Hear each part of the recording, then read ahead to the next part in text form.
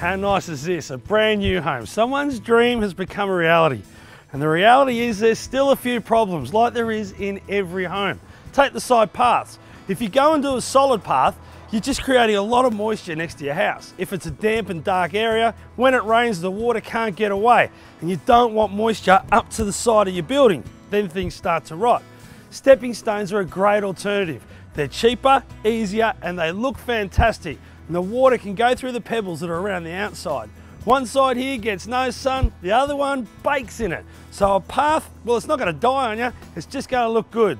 And the end result, well, it's much better than the dirt that's here. I know Danny would have a field day running that through the new floorboards. How can we completely transform this area from this to this? And the reason why steppers work better than a full solid paved path are pretty simple. There's an ag line here picking up all the water from this garden bed that's hiding the house. If it wasn't there and you had a solid path, that water would come in here, sit here, and eventually penetrate this wall and go into the house. You can see how damp it is here already. So the water will come in, go around the steppers, through the gravel, into that drain and away from the house, solving the problem. And around the corner, there's a couple of amenity boxes. If you're paving a solid path, you'd have to cut around it and it still wouldn't look very nice. With the steppers, you stay away from the house and there's no cuts whatsoever. So it's easier and it looks smarter. Now the first thing you need to do is work out how big a space you want between your steppers. I find the easiest way to do it is put the first one down and the last one down and then work out what's got to go in between it. Now you can do the maths, work out how many steppers you want and then divide the area by the amount. So whether it be 6 or 7 or 8 in an area like this, you might end up with gaps from 100 mil to about 250 mil. But I find the easiest way to do it is grab a foot model. This, my friend, is Carl. Carl, say hello to everyone. How's it going? Yeah, they really don't care, they're just looking at your legs. Mate, what I want you to do is just gently step out from there, time it so that you hit the middle of that step down there, and I'm going to mark either of your feet. Now, it's not a race, and I don't want great big steps. I just want comfortable little ones. You ready? Now, if that's the center of our steppers, it should be nice and even. The simple thing about this is you can lay them all and just move them with a tape measure to make sure they are all exactly the same. You can't get it wrong because the dots don't lie. Now what you really need to concentrate on here is setting up your string line nice. I've got it level, which means all my steppers across the front of the house will be laid level. I'll still have to check each one to make sure they're level across, but I can guarantee that they're level this way. Now the mud mix, it's just bricky sand and cement. 4 parts sand, 1 part cement. It's got enough fat in it that's going to stick to the paver, but it's got enough give in it that when I tap it with the mallet, it's going to give and not break the paver underneath me. Now the paver we're putting down is called Eurostone. This one here is Prague. It's a nice charcoal colour. But what I really like about it is being shot blast. So it's not just dead flat. It's got a bit of texture to it and lots of different colours of grey in there. And it's great for around a pool, a courtyard, any pedestrian path because it's anti-slip. So if you do have a side of the house that's damp, this is the answer for you. It's smart and it looks good. Now house brick's 110, it works out that my gaps are 120. So it's a really good guide.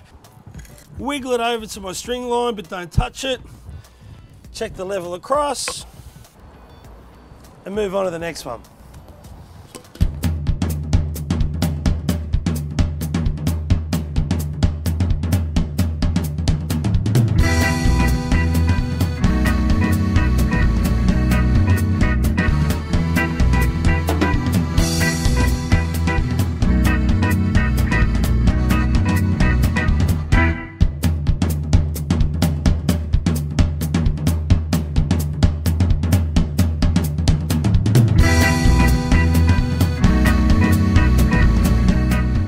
We're nearly finished. This is the point where you see the smiles on the homeowner's face because they've achieved so much. But it's where you need to show a little bit of patience. I wouldn't recommend putting the pebbles out right now. I'd leave it for a day. So you're not going to get your afters straight away. And the reason why? You don't want to be walking on these 5 minutes after you've laid them. Let them set and let them set hard.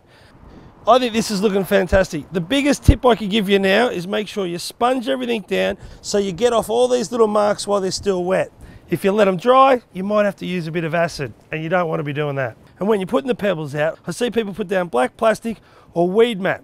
Now, if your pebble's thick enough, I don't believe you need it. So I'd aim for about 100 mil of pebbles. Weeds aren't going to grow in it anyway, and it's a lot easier, and the plastic and the weed mat tend to come through the pebbles.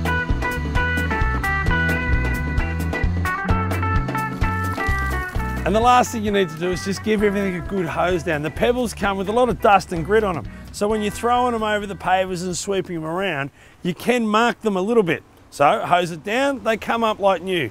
Now some people like to seal them, I don't bother, they're just like me. They get better with age. The Eurostone has transformed an area that was a real problem child into a real beautiful part of the garden now.